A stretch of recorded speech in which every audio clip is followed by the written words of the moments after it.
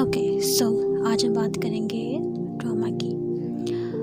So one we से हम जब कहते हैं ना कि लाइक हम बहुत थक गए, तो इट मीन्स कि आवर माइंड इज सेइंग कि our body needs rest. Our mind is saying to stop escaping from the pain that is stored, to accept that we were hurt. अब trauma होता क्या है? Trauma is not just something very big like loss of a loved one, a car accident, a divorce or something like that. उसके छोटे level पे भी जो सब हो रहा है ना, जो कि आपको एक बंदे के इंडिविजुअल को अफेक्ट कर रहा है, उसको कोई चीज़ कितना इम्पैक्ट करेगी एक सर्टेन लाइफ इवेंट या फिर ओवर द पीरियड जो सीरीज ऑफ इवेंट्स उसको कैसे अफेक्ट कर रहे हैं, वो चीज़ उस सर्टेन उसको ट्रॉमा बनाएगी उसके लिए या नहीं बनाएगी। और ट्रॉमा से आता है ट्रॉमा रिस्पॉन्स। अब ट्रॉमा रिस्पॉन्स डिफरेंट तरह के होते हैं, डिफरेंट लोगों में डिफरेंट तरह के होते हैं और एक बंदे में भी सर्टेन हो सकते हैं। जिस तरह होता है hyper vigilance, avoidance, dissociation, mutism, selective mutism, freezing और डिफरेंट तरह के। अब अवॉइडेंस ये होता है कि जब आपको कोई चीज़ बहुत ज़्यादा स्ट्रेसफुल लगती है, स्ट्रेस रिस्पॉन्स है ना, तो जो चीज़ आपको बहुत ज़्यादा स्ट्रेसफुल लगती है आप उसको ऑल टुगेदर अवॉइड करने लग जाते हो, बिकॉज वो आपके लिए वो इतना ज़्यादा डिफ़िकल्ट सिचुएशन होती है आपके लिए कि आप उसको अवॉइड करने लग जाते हो। उस अवॉइडेंस से ही होता है वो टाइम आपका अवॉइडेंट रिस्पॉन्स जनरेट हो जाता है। आपको कोई भी चीज़ बहुत स्ट्रेसफुल लगती है तो आप उसे भागते हो। इसी तरह एक होती है हाइपर विजिलेंस, यानी आप हमेशा एक अलर्ट मोड पे रहते हो। जिस तरह तब आपका सिंपैथेटिक सिस्टम फाइट और फ्लाइट मोड पे था और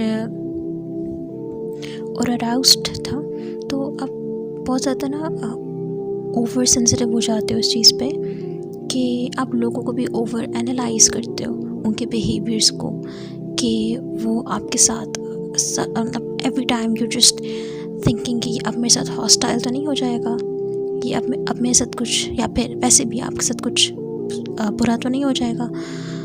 तो you keep anticipating difficult situations, difficulties and difficult people.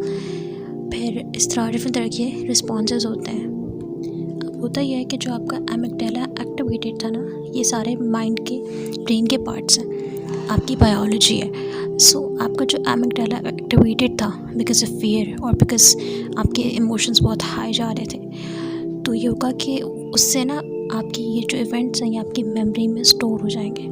जब ये आपकी मेमोरी में स्टोर होंगे तो ओवर टाइम अगर तो ये इम्पॉर्टेंट है आपके लिए तो ये आपकी लॉन्ग टर्म मेमोरी में स्टोर हो जाएंगे। बट नॉट जस्ट दैट, ये आपकी प्रोसीजरल मेमोरी में भी स्टोर हो जाएंगे। अब प्रोसीजरल मेमोरी वो होती है कि जिस तरह आपने रोज़ में आपने कुछ भी करना है, आपने चाय बनानी है, आपने गाड़ी का टायर ठीक करना है, आपने कुछ जो चीज़ें लाइक एज एन इंस्टिंक्ट कर रहे हो, आपने वो सीख लिया और अब वो आप विदाउट एनी डिले या डिफ़िकल्टी आप वो कर लेते हो। तो वो प्रोसीजरल मेमोरी है आपकी हैबिट्स उसमें होती हैं। तो ये भी ट्रॉमा रिस्पॉन्सेस जो होते हैं ना, ओवर टाइम आप ये प्रोसीजरल मेमोरी में आ जाते हैं। फिर आपके कभी भी आगे जाके जब लाइफ में जब आपने सही से प्रोसेस नहीं करते, तो लाइफ में आगे जाके आपके जो रिस्पॉन्सेस होते हैं ये इंस्टिंक्चुअल बन जाते हैं, यानी ऑटोमेटिक। आपके बेसल गैंग्लिया, आपकी सेरेबेलम में ये मेमोरी होती है। But the good news is कि even though our memory has become trauma encoded, होता यह है कि जो हमारा ब्रेन है ये है न्यूरोप्लास्टिक, यानी it has the ability to form new connections, it can get rewired, it can change. जब आप छोटे होते हो, आप 0 से 25 ईयर्स तक आप बहुत जल्दी चीज़ों को आउटग्रो कर सकते हो, आप अनलर्न रीलर्न कर सकते हो। जब आप 25 अबाव चाहते हो तो थोड़ा सा इंटेंशन के साथ आप तब अगर आपके इंटेंशन है, एफर्ट पुट करोगे तो फिर आप मतलब ठीक हो जाओगे, हील कर जाओगे। इसी तरह आप नई चीज़ें लर्न कर लोगे। बट अब जैसा जैसा आप बुढ़ापे की तरफ जाते हो, जिस तरह इंसान 50+ या इस तरह जाता है या नियर बाय जो एज होती है, तो फिर ये होता है कि वो आपके इतने ज़्यादा आपके थिंकिंग पैटर्न स्ट्रॉन्ग हो चुके होते हैं ना, तो जैसे हम कहते हैं कि जिस तरह हमारे बड़े बूढ़े होते हैं, उनकी एक ट्रेडिशनल माइंडसेट होता है और वो आगे जाके आप उसको रिमूव नहीं कर सकते या मुश्किल हो जाता है। रिमूव हो सकता है अगर कोई वाकई चाहे तो, नहीं तो मुश्किल हो जाता है बिकॉज उनकी वो चीज़ फिक्स हो जाती है। ओके, अब इसीलिए इन पे हमें काम करने की ज़रूरत होती है, नहीं तो ये चीज़ें हमारी बिहेवियर का पार्ट बन जाते हैं। जिस तरह डिफेंस मैकेनिज़म्स होते हैं, जिस तरह सप्रेशन, रिग्रेशन, प्रोजेक्शन, डिनाइल, ये सारे तो ये भी तो होते हैं ना। अब हम करते ये, हमने अपनी ह्यूमैनिटी को एक्नॉलेज नहीं करते। We do not sit with our pain, acknowledge our pain, we try to escape from it, we avoid it, and that is why हम उससे रिकवर नहीं कर पाते, बिकॉज फुली हमने प्रोसेस जो नहीं किया होता। दस द फ्रेज थक गए हैं, यानी माइंड कह रहा है कि अब रुक जाओ, अब you need time to process and heal. जब हम लोग ना स्पिरिचुअल बाईपासिंग करते हैं, हम लोग ना अननोइंगली अपने अनरिजॉल्व्ड इश्यूज़ को, अपने साइकोलॉजिकल वुंड्स को कवर कर रहे होते हैं। और बेसिकली हम ये कर रहे होते हैं कि हम कहते हैं कि भी there is purpose behind pain, everything happens for a reason. और ये सारी चीज़ें अल्लाह ताला हमसे यही चाहता है कि हम उसकी चीज़ मतलब पेशेंस तो है भी है ना, कि आप डिफ़िकल्टीज़ को एक्सेप्ट करो। आपको जो अल्लाह ताला लेसन्स दे रहा है, आप उनको लर्न करो उनमें से। और ये चीज़ जब शुरू में आप सब्र सीख रहे हो तो ना क्या होता है, तो यही चीज़ like is a task to understand कि you have to be patient in hard times. But it's now that I am realizing कि अल्लाह ताला ऑल्सो डजंट से कि अगर आपको तकलीफ़ हो रही है तो आप ये कहो कि आपको तकलीफ़ नहीं हो रही, आपको तकलीफ़ हो रही है and you have to acknowledge it.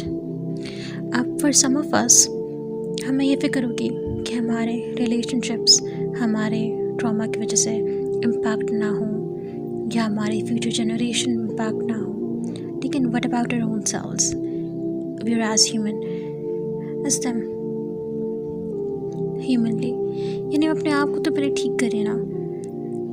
और मज़े की बात यह है कि आपके रिलेशनशिप्स तो वैसे भी आप उस तरह नहीं उनको कर पा रहे डील जैसे आपको करना चाहिए।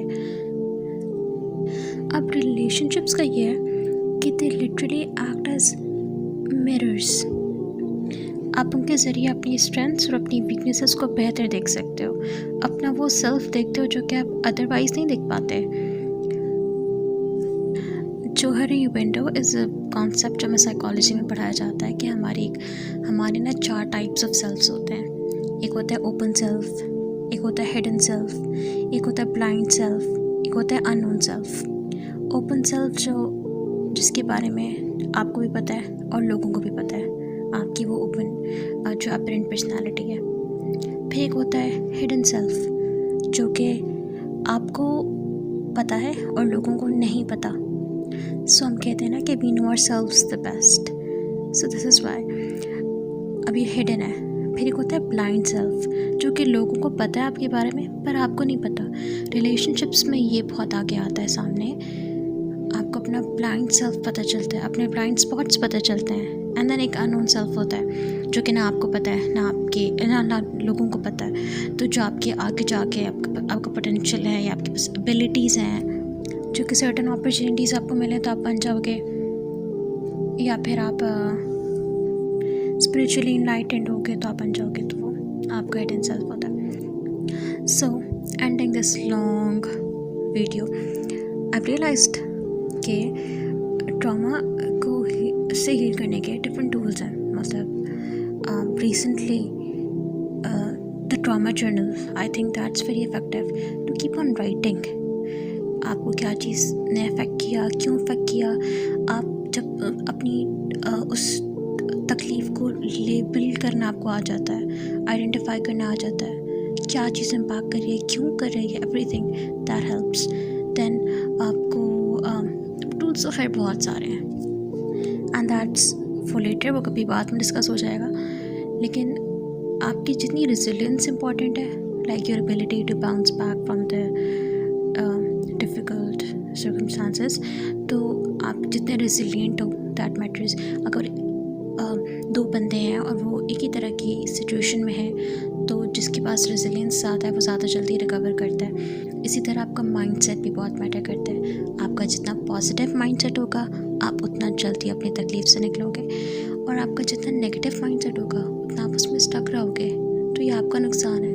And that is why we should be so grateful, because I think हमारे रिलीजन से हमारा माइंडसेट, जब हम स्पिरिचुअली ग्राउंडेड होते हैं ना, तो हमारा माइंडसेट, हमारी साइकी बहुत पॉजिटिव और हेल्दी रहती है, और वो लोगों को तो अफेक्ट करती है, हमारे रिलेशनशिप्स को, हमारी कम्युनिटी को, सोसाइटी को का उस पर इम्पैक्ट होता है। लेकिन सबसे पहले हमारे अपने ऊपर होता है, हम खुद एक बेहतर क्वालिटी ऑफ लाइफ रह पाते हैं उसकी वजह से।